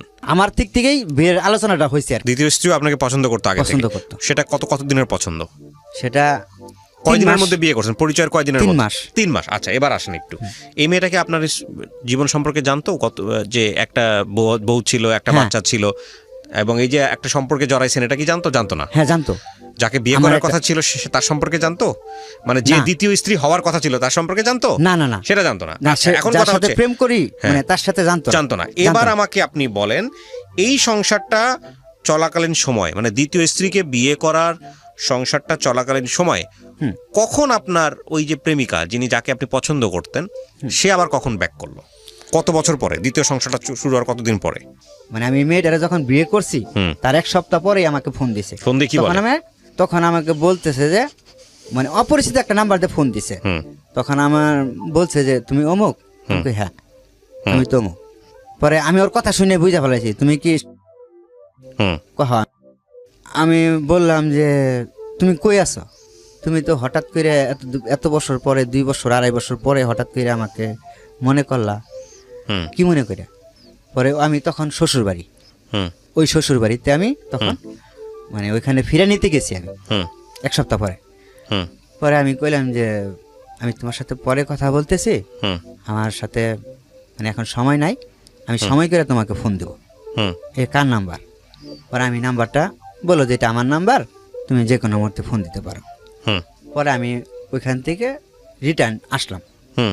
পরে এই মেয়েটা আমার সাথে যোগাযোগ মানে করা শুরু করলো। পরে আমি তার সাথে কন্টিনিউ কথা বললাম, মানে মানে যা জীবনের ঘটনাগুলা যে যার সাথে যা ঘটছে 2 বছরের মধ্যে। আপনি ওকে জিজ্ঞেস করলেন না তুমি কি হ্যাঁ, বিয়ে জিজ্ঞেস করছো করছি। কিনা? হ্যাঁ আমি জিজ্ঞেস করছি। তুমি জিজ্ঞেস করলেন না যে বিয়ে করছো কিনা? তখন কি অ্যান্সার করলো সে? পরে আমার বলছে যে আসলেও আমাকে কি যেন খাওয়াইছিল, হুম। মানে আমার কি জানি খাওয়াইয়া মানে ওর প্রতি আকৃষ্ট করছিল। বিয়ে করছিল তাকে? না, বিয়ে করে নাই। বিয়ে করে নাই। আচ্ছা, তারপর? তাকে 2 বছর মানে বিয়ে ছাড়াই মানে তাকে মানে তারা সংসার করছে। স্বামী স্ত্রীর মতো সংসার করছে হুম। 2 বছর। তারপর? পরে এটা আমাকে বলে নাই, হুম। কিন্তু আমি এটা পরবর্তী জানতে পারছি তার বিয়ে করার পরে। হুম। এটা তাকে বিয়ে করার পরে আমি জানতে পারছি। ও আচ্ছা, তার মানে আপনার দ্বিতীয় স্ত্রী থাকা অবস্থায় আপনি তাকে বিয়ে বিয়ে করেন। করছিলাম। দ্বিতীয় কোনটা? স্ত্রীকে জানাইছিলেন যে আপনি 3 নাম্বার বিয়ে করতে যাচ্ছেন বা আপনার প্রেমিকাকে বিয়ে করতে যাচ্ছেন? এটা কি জানাইছিলেন আপনি দ্বিতীয় স্ত্রীকে? জানান নাই নিশ্চয়ই। না, এটা আমি মানে আমার ফ্যামিলিকে জানাইছিলাম। ফ্যামিলিকে জানাইছিলেন কিন্তু বউকে জানান নাই? বউকে জানাই নাই। আচ্ছা, তারপর? আচ্ছা, এটা আমি জানাই নাই কেন মানে এবং গল্পের এটা কি মাঝখানে। আপনার মানে তৃতীয় স্ত্রী যিনি হলো, মানে আপনার যিনি প্রেমিকা, তিনি কি জানতো যে আপনার ঘরে দ্বিতীয় একটা স্ত্রী হ্যাঁ, আছে? আছে। সে জেনে শুনেই বিয়ে মানে করছে? জেনে শুনেই বিয়ে করছে। এবং সে এবং তারে আমি সবকিছু বুঝাইও বলছি আচ্ছা। যে আমি যাকে বিয়ে করছি হুম। মানে তুমি আরেক সপ্তাহ আগে আমাকে ফোন দিলে না কেন? হুম। মানে আমি এভাবে সবকিছু বিস্তারিত তার কাছে মানে তার সাথে যে বিয়ে কইরা মানে এই সম্পর্কে জড়াইছি যে তার সাথে আমি মানে সে চলে আসার পরেও ওইখান থেকে চলে আসার পরেও তার সাথে আমি 5 বছর কন্টিনিউ কথা বলছি হুম। তার সাথে। হুম। 5 বছর হুম। 5-6 বছর কথা বলতেই আছি, মানে বন্ধুত্ব হিসাবে তখন কথা বলি। তখন 2 বউ যখন বিয়ে করছি, বিয়ে করার পরে আমি মানে বাসা নিছি আলাদা করে, হুম। আমি জিনিসপাতি নিয়ে বাসা নিছি। বাসা নেওয়ার পরে আমি তো বাড়িতে যাই না তখন, হুম। বাড়িতে যাই না। তখন সে সন্দেহ করছে যে আমি বিয়ে করছি। হুম। এই মেয়েটার সাথে আগেও কথাবার্তা বলতো। হুম। আমার যে ওয়াইফ মেজো বউটা হুম। এটা জানতো যে মানে আমি এই মেয়েটারে বিয়ে করব এরকম মানে মানে সম্পর্ক যে তার সাথে, এটা সে বুঝা ফেলাইতো, বুঝতো। হুম। কিন্তু তারা যে বিয়ে করবো এই জিনিসটা বুঝতো না সে কখনো। তার সাথে আমি কথা বলি এই জিনিসটা জানতো। হুম। পরে মানে মনে মনে টার্গেট করছে যে আরে সে বিয়ে করছে, হুম। এরকম টার্গেট করে পরে আমারে মানে খোঁজ নিছে। হুম। আমি তো বাড়ির থেকে আগে ডিউটি করতাম ওইখানে। হুম। খোঁজ নিয়ে দেখলো যে আপনার যে বন্ধুদের মাধ্যমে সে জানলো আপনার সম্পর্কে। হ্যাঁ, আমার তারপর? সাথে জানলো। হুম। জানার পরে পরে সে হঠাৎ করে আচমকা দেখি মানে বাসায়, আচমকা হুম। মানে লাঞ্চে খাইতে বসছি, পরে বাসায় আসলো। হুম। বাসায় আসার পরে পরে আমি ঠান্ডা মাথায় বুঝাইলাম। হুম। পরে আমি কইলাম দেখো এখানে ভাড়াটিয়ার সবাই আমি যেটা করছি সেটা তোমাকে ঠান্ডা মাথায় বুঝাইয়া বলতেছি, আর আমি কেন বিয়ে করছি সেটা তুমি জানো। সেটা তোমার ব্যর্থতার কারণে আমি বিয়ে করছি। তোমার ব্যর্থতার কারণে আমি কিন্তু তোমারে মানে আমি পরে দ্বিতীয় বিয়ে করছি। আমি কিন্তু বিয়ে করার ইচ্ছুক ছিল না। বললো যে তুমি বিয়ে করলাতে আমার জানালে না কেন, লুকোচুরি কেন, হুম। তুমি পলায় আছো কেন, তুমি বিয়ে করে সুন্দর বাপের বাটার মতো বাড়িতে নিয়ে যাবা, তুমি এখানে কেন, আমার এই ধরনের কথা বলতেছে। পরে আমি বললাম যে ঠিক আছে তুমি ঠান্ডা মাথায় এখানে বসো, বসার পরে দুজনে মিট করে কথা বলি। সে এখানে বসলো না। ওই যে পরে যে যারা বিয়ে করছি, যারা প্রেমিকা যেটা বিয়ে করলাম সিমলা করছে কি হঠাৎ করে রুম থেকে বেরোয়া সে অফিসে চলে গেছে। মানে এখানে ও ভয় পাইয়ে গেছে যেখানে কিছু হবে, মানে ঝগড়াঝাটি হবে যদি হয়ে জায়গা, সে ভয় পায় অফিসে চলে গেছে না খাই। ভাত খাইতেছি কেবলই বসছি, তখন রুমে গেছে। তো অফিসে চলে গেছে, অফিসে চলে যাওয়ার পরে তো আমি ওরে খুঁজি, পরে ওর ফোনটার সাথে ছিল, আমি ফোন দিছি। ফোন দেওয়ার পরে আমি জিজ্ঞেস করছি তুমি কই? কয় আমি অফিসে আছি। আচ্ছা ঠিক আছে, তুমি অফিসে ঢুকো, আমি আসতেছি। আমিও তো অফিসে ঢুকবো। পরে বুঝাইয়া, মানে আমার যে বড় বউ মেজো বউ, সেটাকে বুঝাইয়া বাড়িতে পাঠাইলাম। বললাম তুমি বাড়িতে যাও, আসতেছি বাড়িতে, মানে অফিস ছুটি হওয়ার পরে বাড়িতে আসতেছি। ঠান্ডা মাথায় বুঝাইলাম, বললাম যে দেখো যা হয়েছে এনে সিন্ডিকেট করলে এখানে ঝামেলাটা হইব, এখানে সিন্ডিকেট করে না, যা কিছু হয় বাড়িতে যাই কথা বলি আমি। পরে আমার কথাগুলো বুঝগুনা মানার পরে সে বাড়িতে গেল।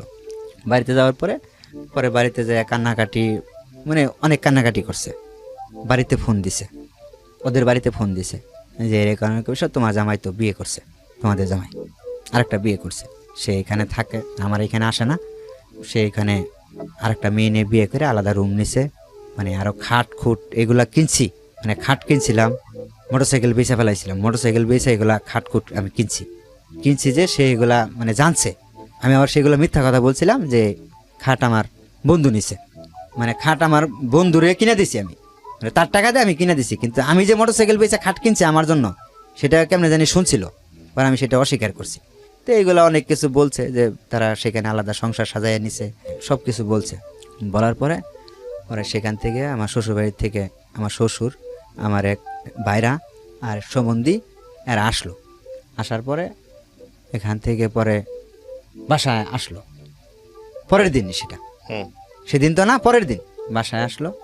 সেদিন আমি বাড়িতে যে না যাইয়া পরে ওরে বললাম যে তুমি একটু সরে থাকো, হয়তো জিনিসটা প্রকাশ হয়েছে, তোমার এই বাসায় রাখা যাবে না, বাসায় রাখলে তোমার এসে যদি নিয়ে যায়, তোমার উপরে টর্চারিং যদি করে, তো তুমি বিনা দোষে টর্চারিং হবা কেন? বরঞ্চ আমি এদের সাথে মোকাবেলা করি, যাই কিছু করি, এটা আমি বোঝাবো, বাড়ির জামালাটা আমি মিটাবো, তুমি একটু সরে থাকো। পরে ওরে আমি মানে আমার ওরও একটা বান্ধবী থাকে নরসিংপুরে, ওই নরসিংপুরে পাঠাইয়া দিছি। নরসিংপুরে পাঠাই দিই ওর বান্ধবীর কাছে। আমি বললাম তোমার বান্ধবীর বাসায় যাও তুমি, আমি এদিক দিয়ে ট্যাকেল দিতেছি।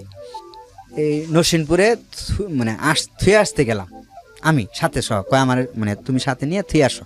পরে আমি ওইখানে গেলাম, যাওয়ার পরে এখান থেকে আমার শ্বশুর, আমার মানে ভাইরা, এরা সবাই বাসায় এসে মানে খুঁজতেছে, বাসায় তালা মারা। পরে আশেপাশের রুমার যারা আছে তাদের কাছে জিজ্ঞেস করছে, কয় তারা তো সকালেই চলে গেছে এখান থেকে, অফিসে যায় নাই, তারা জানি কোন জায়গায় চলে গেছে। পরে এখান থেকে আমার শ্বশুর মানে সবাই ওরা বাড়িতে গেছে। পরে বাড়িতে যায় হেরা সবার সাথে কথাবার্তা বলতেছে যে মার সাথে, বোনের জামার সাথে। বড় ভাই তো বাইরে থাকে, আমার বড় ভাই তো নাই, আমার আব্বা মারা গেছে অনেক আগেই। এই মানে দ্বিতীয় স্ত্রী বিয়ে করার পরে কিছুদিন পরেই আমার আব্বা মারা গেছে, বাবা নাই, মা আছে বাড়িতে, বোন আছে, বোন জামাই আছে। তাদের সাথে কথাবার্তা বলতেছে, মানে কথা বলার কালীন পরে তারা এক পর্যায়ে তাদের মেয়ে রাখবে না, এখানে নিয়ে যাবে, আপনার ছেলে বিয়ে করছে। পরে তারা আমার আগে অনেকবার ফোন করলো, আসো তোমার সাথে কথা বলি, তুমি বিয়ে করছো বেশ ভালো কথা, একটা না 10টা করো, সমস্যা নেই, তুমি ভাত কাপড় দিয়ে পালবা। তারা এই কথা বলতেছে, মানে আমার শ্বশুরও বলতেছে, আমার সম্বন্ধীও বলতেছে, তুমি বিয়ে করছো, তুমি ভাত কাপড় দিয়ে পালতে পারলে আমার সমস্যা নাই তো। তারা এই কথা বলতেছে, তুমি বিয়ে করছো, সমস্যা নাই, তুমি আসো এখানে, তোমার সাথে মানে একটা কথা বলি। পরে আমি ওইখানে গেলাম না, আবার আমি পরে তাদের সাথে মোকাবেলা হইলাম না। পরে ওই ওরে নিয়ে যে বান্ধবীর বাসায় গেলাম, ওইখানে রাত রইলাম, ওইখানেই ওই বান্ধবীর রুমে, বান্ধবীর সহ আমি ওইখানে রইলাম। থাকার পরে আমার যে মানে বউরে আমি বারবার রিকোয়েস্ট করছি, ওরে আমি একটা কথাই বলছি, মানে আইরিনের মাও, তুমি যদি এখান থেকে চলে যাও, তুমি কিন্তু কখনো এখানে আসতে পারবে না। চলে যাইতেছে মানে বলতেছে যে তুমি যদি না আসো তাহলে আমারে কিন্তু আব্বা আম্মা আমার দুলাভাই নিয়ে যাবো এখান থেকে, রাখবে না, তোমার আসতে হইবে এখানে, তুমি এসে আমার এখানে রাখো। পরে আমি কইলাম যে না, আমি ওইখানে যাইতে পারবো না, আমি তাদের মুখোমুখি হইতে পারবো না এখন, এই মুহূর্তে না, আমি অনেক দূরে আছি। তুমি বলো যে আমার জামাই বিয়ে করছে, যা কিছু করছে, আমি এখানে থাকবো। আমার জামাই তো আমার ভরণ পোষণ করতেছে, আমার তার মানে বাদ দিয়ে কিছু করতেছে না, খাবার দাবার তো সব কিছু দিতেছে, তুমি এই কথা বলো। তারা আমি এই কথা বলছি। এই বিষয়টা নিয়ে আমার যে বউর শারীরিক সমস্যা, ছিল, এটা মানে ওদের ফ্যামিলির থেকেও জানে, আমার ফ্যামিলির থেকেও জানে, সবাই জানে। আমি নিজে ডাক্তার দেখাইছি পর্যন্ত। পরে আমি কইলাম যে তুমি যদি যাওগা এখান থেকে, মানে তেলে কিন্তু আর কখনোই আসতে পারবে না এখানে, তোমাকে যাই আনবো না আমি। তার কারণ আমি যাই কিছু করছি না কেন, একমাত্র তোমার অবহেলার কারণে আমি করছি। তোমাকে বিয়ে করছিলাম, মানে পছন্দ করে বিয়ে করছিলাম, তোমাকে ফালাই দেওয়ার জন্য বিয়ে করি নাই বলার পরে তারপরেও সে চলে গেল তার বাবা মা। যখন আপনি তৃতীয় স্ত্রীর সঙ্গে? হ্যাঁ, আচ্ছা। তখন আমার তৃতীয় স্ত্রীর সঙ্গে চলে যাওয়ার পরে পরের দিন সকালবেলা, ওরা যেদিন বিকালবেলায় চলে গেল, তার পরের দিনই সকালবেলায় ফোন দিছে আমাকে। ফোন দিছে, ফোন দেওয়ার পরে মানে বলতেছে, কয় তুমি যদি না আসো আমার এই না নিতে, মানে তোমার পরিস্থিতি কিন্তু খারাপ হবো। তুমি যে বিয়ে করছো, তোমার বিরুদ্ধে অ্যাকশন নেব, তোমার বিরুদ্ধে মামলা করব। আমি চাই না যে তোমার কোনো ক্ষতি করো, তোমার কোনো অ্যাকশনে যাক। তুমি বিয়ে করছো, তোমার বউ আমি মেনে নিছি, কিন্তু তুমি আইসা আমাকে নেও। মানে আমার দ্বিতীয় স্ত্রী এটা আমাকে বলল। পরে আমারে বললো যে তুমি যার সাথে বিয়ে করছো, যারে বিয়ে করছো, ওই সিমলারে ফোন দাও, আমি তো কথা বলবো। পরে ওরা দুজনে কথা বললো ফোনে। তার পরের দিন সকালবেলা, যার বান্ধবীর বাসায় যে আমি আসছিলাম, তার পরের দিন সকালবেলা ওরা দুজনে কথা বললো। কথা কি জানি বললো ফোনে। বলার পরে ও বলতেছে যে তুমি আর আনতে যাও, ও কইতেছে যে যে তুমি আমার নিতে আসো। যে তুমি কি মানে ঠিকভাবে বলতেছো, ঠিক করে কথা বলতেছো, আমি আর আনতে যাব? কহ যাও তুমি। কই যাও, এটা আমি বুঝবো, তুমি যাও। আমি কই তুমি কি সুস্থ আছো? আমি এই কথাটা বলছি, তুমি কি সুস্থ আছো? মানে ওরা আমি এই কথাটা বলছিলাম, বইলা বিয়ে করছি যে আইনের মাইরে আমি কখনোই মানে ছাড়তে চাই না।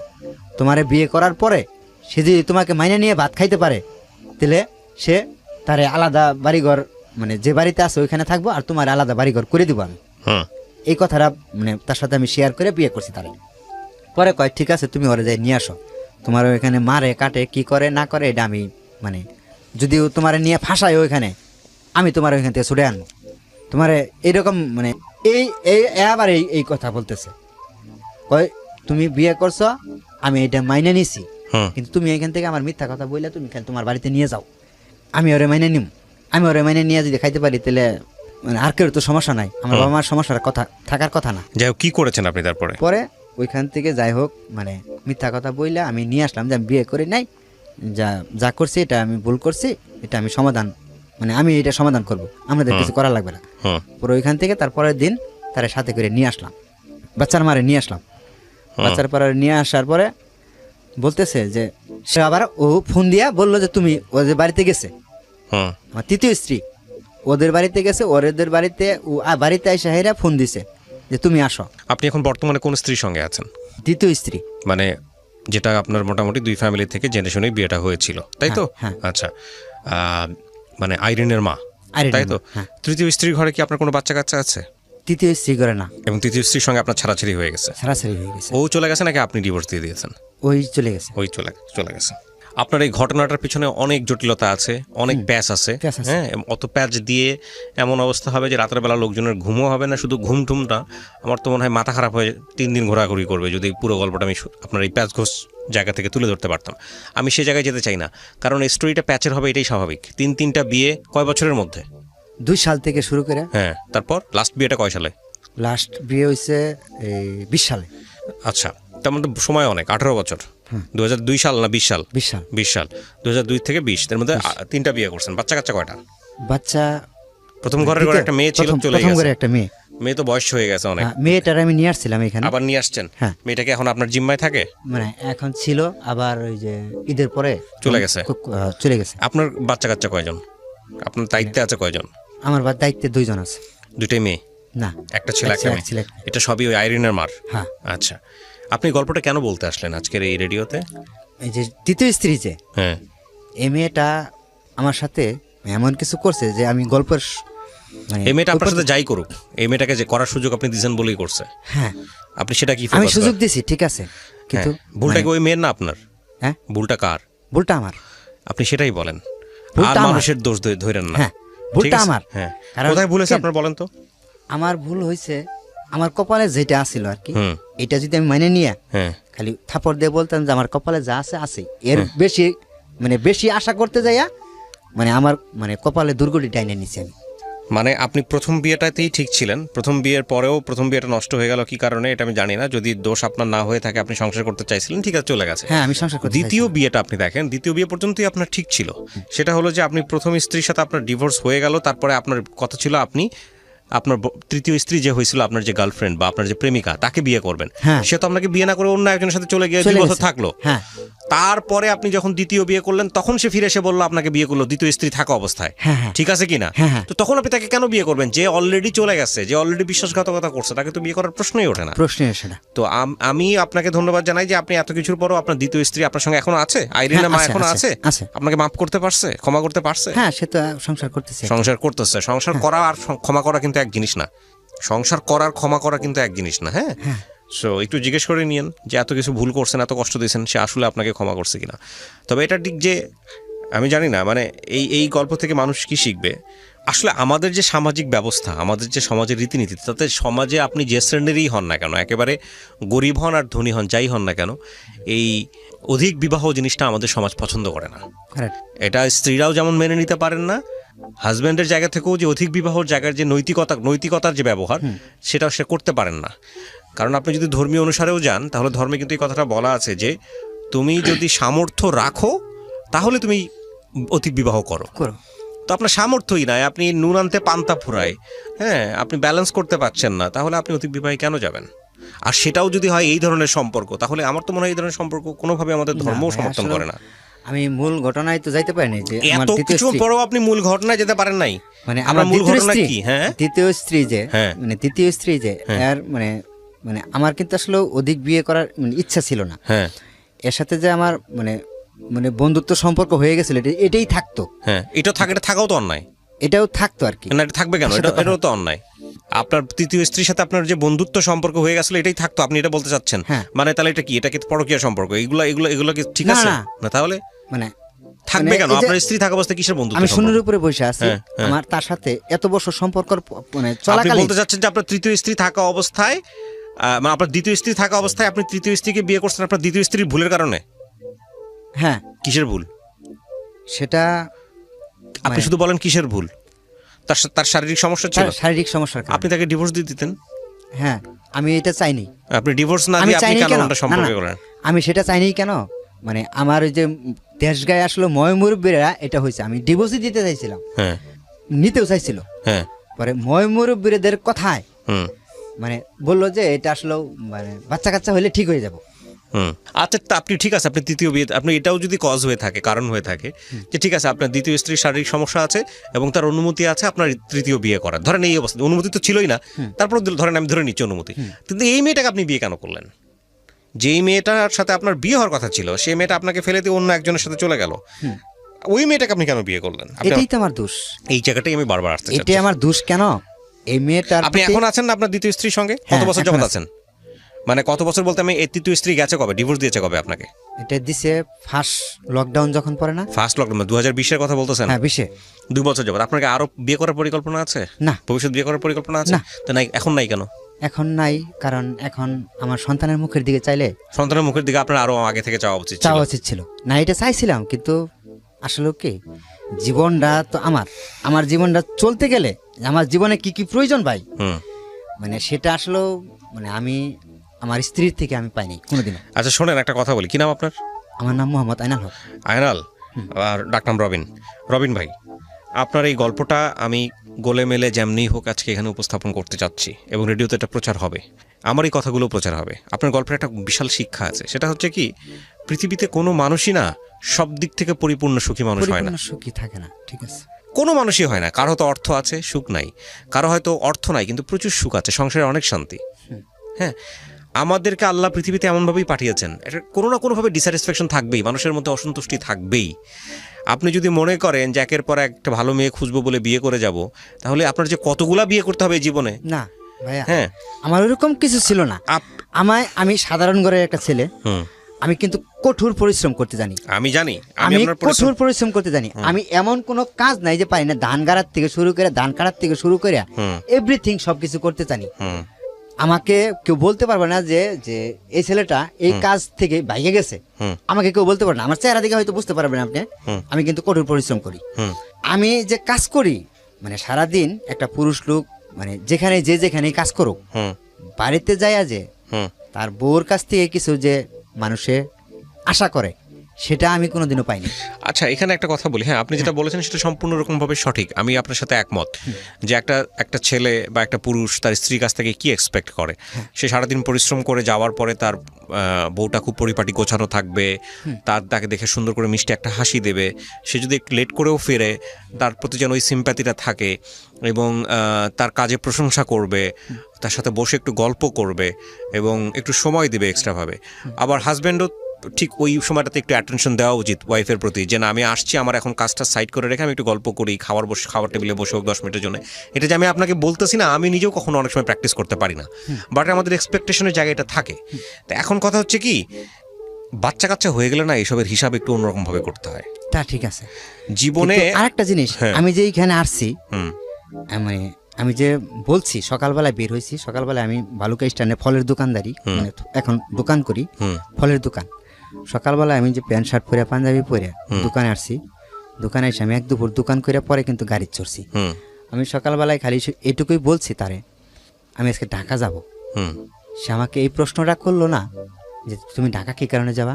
এ তো ভালো হয়েছে না, এই প্রশ্নটা তো করার দরকার, না। সে আমার স্ত্রী হিসাবে আমি কোথায় কি করি না করি, তার তো এই প্রশ্নটা করার দরকার। আমি যে রাতে 3টার সময় বাড়িতে যাই, সে কখনোই আমাকে জিজ্ঞেস করবে না তুমি কোথায় গেছিলে। তো আপনি এটা নিয়ে কখনো আপনার স্ত্রীকে জিজ্ঞেস করছেন যে তুমি এরকম কেন? করছিলাম। হ্যাঁ, সে কি বলে? আমি মানে সে আসলে কি জানেন ভাই, সে ভাত আর কাপড় পাইলি হয়, অনেক ভালো, প্রয়োজন নাই, অনেক ভালো মানুষ। আমি পুরুষ লোক, আমি কি করব? আমি কি পাপ করে বেড়াবো? একটা মেয়ের সাথে পোস্টিনিষ্টি করে বেড়াবো? আচ্ছা, এখানে আমি আপনাকে বলি, হ্যাঁ ঠিক আছে, এটা আমি আপনার সাথে, আপনি যেটা বলছেন সেটা আমি আপনার সঙ্গে একমত। এখন কথা হচ্ছে ভাই, এই জায়গাটার সমাধান খুব সুন্দরভাবে হইতে পারে। এর সমাধান যেটা হচ্ছে, আপনার স্ত্রীর অনুমতি নিয়ে আপনি আরেকটা বিয়ে করতে পারেন, ডেফিনেটলি পারেন। অথবা আপনার স্ত্রীর সঙ্গে সুন্দরভাবে আলোচনা করে ধর্ম অনুসারে হোক বা আইন অনুসারে হোক আপনাদের মধ্যে সেপারেশন হয়ে যেতে পারে, ডিভোর্স হয়ে যেতে পারে। এটা আমার ক্ষুদ্র জ্ঞান যেটা বলে। আরেকটা পয়েন্ট হতে পারে, সেটা হচ্ছে অত্যন্ত মানবিক একটা পয়েন্ট, সেটা হচ্ছে বছরের পর বছর তাকে বোঝানো, সময় ধরে তাকে বোঝানো, ধৈর্য ধরে তাকে বোঝানো, তার মধ্যে পরিবর্তন আনার চেষ্টা করা। আমি বহু চেষ্টা করছি। আচ্ছা, যদি আপনি ফেল করেন, আমি বলতেছি, আর যদি আপনি ফেল করেন, যদি আপনি মনে করেন যে এই মানুষটাকে দিয়ে আপনার হবে না, সেক্ষেত্রে ধর্মীয় এবং আইনগত দুই জায়গা থেকে আপনার সুযোগ আছে নতুন একটা জীবন বেছে নেওয়ার। আমি আপনার সাথে এই বিষয় নিয়ে আমি আপনাকে বলতেছি না সুযোগ নাই। আচ্ছা, এখন এবার আপনি আমাকে আসেন, কিন্তু আমার প্রসঙ্গ তো সেটা না। আমার প্রসঙ্গ হচ্ছে, আপনি যাকে তৃতীয় স্ত্রী হিসেবে নিলেন, যদি আপনার দ্বিতীয় স্ত্রীর এই কারণেই হয়ে থাকে, তাহলে তৃতীয় স্ত্রী হিসেবে যাকে নিয়েছেন সেটাও তো আপনি ভালো মানুষ বা পারফেক্ট মানুষটাকে বাঁচেন নাই। আমার ওই জায়গাটাই পয়েন্ট। আচ্ছা, যদি সেটাও আপনাকে জীবনে সুখ দিত, আপনি যেটা বেছে নিলেন, সেটা তাহলে একটা কথা ছিল, দেয় নাই। সো আমি যেটা মনে করি যে সেটা হচ্ছে, আপনি যদি অন্য সম্পর্কেও যেতে চান, আপনার বৈধ সম্পর্কেও যদি যেতে চান, তাহলে আপনার এই স্ত্রীর অনুমতি ক্রমে আপনি একটা সুন্দর সম্পর্ক বেছে নিতে পারেন। আচ্ছা, এখন যেতে চান না কেন? আমি যেতে চাই না কারণ এখন মানে আমার সামনে 3টা সন্তান। তাহলে একটু আগে যে আপনি এখন যে কথাটা বললেন যে আমি এটা সবকিছু মাটি দিচ্ছি, আমি এই মাটিটা অনেক আগে দেওয়া উচিত ছিল, আমি তো সেটাই বলতেছি। আপনি আমার মন থেকে, আমার মন থেকে আমার জীবনের শখ আল্লাহ সবকিছু মাটি দিচ্ছি। আপনি যদি আরো আগে মাটি দিতেন, তাহলে হয়তো আপনার এই তৃতীয় ভুলটা হতো না। আমি আপনাকে এটাই বলতে চাচ্ছি। হ্যাঁ, আর দ্বিতীয় কথা হচ্ছে যে আপনি যে পজিশনে আছেন, আপনার নিডের জায়গা থেকে, আপনার প্রয়োজনের জায়গাটা থেকে, সেটা শতভাগ সঠিক। সেটা যদি আপনি আপনার সন্তানদের কারণে মাটি দিয়ে থাকেন বা যেটার কারণে মাটি দিয়ে থাকেন, তাহলে এটা আপনার আরো আগে মাটি দেওয়া উচিত ছিল, দরকার ছিল। বুঝতে পারছি, আমি ওই পয়েন্টে আসতে চাচ্ছিলাম। আমার এই পয়েন্টের কোনো কথাই নাই। একটা যেটা হচ্ছে, বাবা মা হয়ে যাওয়ার পরে না আসলে নিজেদের এই বিষয়গুলো নিয়ে আসলে অত চিন্তা করার সুযোগ থাকে না। আমার মনে হয় সেই জায়গাটাই ফোকাস করা উচিত, যে একটা সন্তান নিয়ে আসছে দুনিয়াতে। কিন্তু আমার মানে ভোটার আইডি কার্ডে 35 বছর বয়স দেওয়া আছে, ওইখানে আমার বয়সটা বাড়ানো দেওয়া আছে, কিন্তু আমি কিন্তু আসলে মানে আমার বয়সটা অতটা না। আমি এই অল্প বয়সের মধ্যে 30-32 বছর বয়সের মধ্যে আমি 3টা সন্তানের বাবা হয়ে গেছি। মানে আমি যখন এই মাথার মধ্যে মানে মাথার ভিতরে যখন এই জিনিসগুলো ঢুকাই না এখন, তখন আসলে আমার জীবনের সকালাদের কথা এখন আমি সবকিছু ভুলে যাই। মানে আমার জীবনের যে ব্যক্তিগত কিছু চাওয়া, মানে এইটা আমি ভুলে যাই।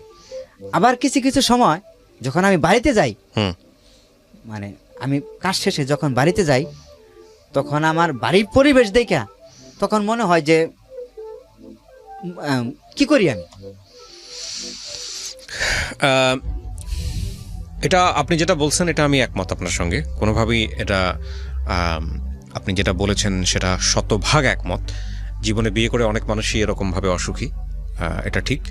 এবং এই অসুখী থেকেই কোনো সময় মানুষ ভুল ডিসিশন নিয়ে ফেলে, এটাও সঠিক। আমি আরো বিষয়গুলোতে যেতে যাচ্ছি না ভাই, আমি একটা কনক্লুশনে আসি প্লিজ। হ্যাঁ, তো ঠিক আছে, আমি আপনার সাথে বলতে পারি, আপনি যদি লাইন ড্র করেন যে ঠিক আছে আসলে সমাধান কি, সমাধান আপনি নিজেই বেছে নিছেন, সেটা হলো আপনি সন্তানদের মুখের দিকে তাকায়, হ্যাঁ সন্তানদের মুখের দিকে তাকায় আপনি আর কোনো কিছু চিন্তা করতে চান না। আমি শুধু এতটুকুই বলতে পারি যে এটাই বেস্ট ডিসিশন, এটাই বেস্ট ডিসিশন। কিছু মানুষের ওই যে বললাম সারা জীবন ধরেই কোনো জায়গায় অপূর্ণতা থেকে যায়, আমি আমার মনে করেন এটা আপনার জীবনে একটা বড় অপূর্ণতা, মানে একদম কুরবানি দিয়ে দিয়েছি আমার লাইফটা। ঠিক আছে, আপনি এই অন্তত একটা জায়গায় হেরে যায় না, সেটা হচ্ছে আপনার সন্তানদের কাছে ভালো বাবা হওয়ার চেষ্টা করেন। এটাই হয়তো এটাই সুখ, হ্যাঁ এটার বিনিময়ে হয়তো আল্লাহ আপনাকে অনেক বড় কিছু দেবেন। সো প্রিয় দর্শক এবং শ্রোতা, ইটস আ বিউটিফুল স্টোরি, কিন্তু ওনার বলার জায়গাটা আর আমাদের এই যে বারবার কাট করাটা, সেই জায়গা থেকে অনেকখানি স্ক্যাটার্ডলি আপনার কাছে আসবে, কিন্তু এটা একটা খুব জটিল একটা সমীকরণ। এই জটিল সমীকরণের জায়গাটা যদি খুব সুন্দর করে প্রেজেন্ট করা যেত তাহলে কোনো অংশেই এটা সিনেমা বা নাটকের চাইতে কম নয়। এই যে জটিল সমীকরণ, এই যে বৈবাহিক জীবনে পরপর 3টা মানুষ স্ত্রী, এবং সেই 3টা স্ত্রীর কোনো স্ত্রী তার জীবনে পারফেক্ট হলো না, এবং তার মধ্য দিয়ে এই 30-35 বছরে এসে জীবনে একটা জায়গায় থিতু হওয়া যে না আমার সন্তানদের জন্যই বাকি জীবনটা কাটাতে হবে। It's a great decision. আমি তো মনে করি এটা একটা খুব ভালো উদাহরণ হতে পারে। তবে এটা ঠিক বিয়ের ক্ষেত্রে বারবারই যে কথাটা বলেছি সবসময় অনুষ্ঠানে রেডিওতে, সেটা হলো বিয়ের ক্ষেত্রে অবশ্যই চিন্তা ভাবনা করে তারপরে সিদ্ধান্ত নেওয়া উচিত। এবং আমি মনে করি প্রত্যেকটা পরীক্ষায় যেরকম আমাদের উতরে যাওয়ার জন্যে প্রিপারেশন দরকার হয়, প্রত্যেকটা পরীক্ষায় আমাদের যেরকম উতরে যাওয়ার জন্য নিজেকে প্রস্তুত করার প্রয়োজন হয়, মানে একেবারে কি বলা যেতে পারে ফিজিক্যালি অ্যান্ড মেন্টালি। তো সেই জায়গাটা থেকে আমি মনে করি বিয়েটার ব্যাপারেও আমাদের প্রস্তুতির একটা প্রয়োজন আছে, যে আমি আসলে একটা মানুষের সাথে সংসার করতে যাচ্ছি মানেই হচ্ছে আমি তাকে টেকেন ফর গ্রান্টেড নিব না। সেখানে আমার কিছু দায়িত্ববোধ আছে, সেখানে শুধু সে না তার পরিবারের প্রতি আমার দায়িত্ববোধ আছে, এবং ওই মানুষটাকে আমি আমার লাইফে কী জন্য নিচ্ছি, ওই মানুষের কাছ থেকে আমি কি এক্সপেক্ট করি। এটা বেশিরভাগ ক্ষেত্রে আমরা উল্টোটা চিন্তা করি, বেশিরভাগ ক্ষেত্রে চিন্তা করি আমার জীবনে রাজকন্যা আসবে, আমার জীবনে রাজপুত্র আসবে, আমরা চিন্তা করি যে রাজকন্যা এসে আমার জীবনটাকে আলোকিত করে চলবে, মানে আমার কোনো দায়িত্ব আছে তার প্রতি সেটা ভুলে যাই, এবং একইভাবে রাজপুত্র এসে আমার জীবনটাকে আলোকিত করে তুলবে। তো এই বিষয়গুলো চিন্তা ভাবনা থেকে, এই ফ্যান্টাসি থেকে আমাদের বের হয়ে আসতে হবে, রিয়েল লাইফ নিয়ে ভাবতে হবে যে একটা মানুষ এরকম হয়, একটা মানুষের সাথে স্টে করতে গেলে একই বাথরুম একই ওয়াশরুম শেয়ার করতে হয়, একই বেডরুম শেয়ার করতে হয়, হ্যাঁ অনেক কিছুই শেয়ার করতে হয়, এবং এই শেয়ারিংয়ের জায়গায় অনেক কিছুই ডিসিমিলারিটিস চোখে পড়ে।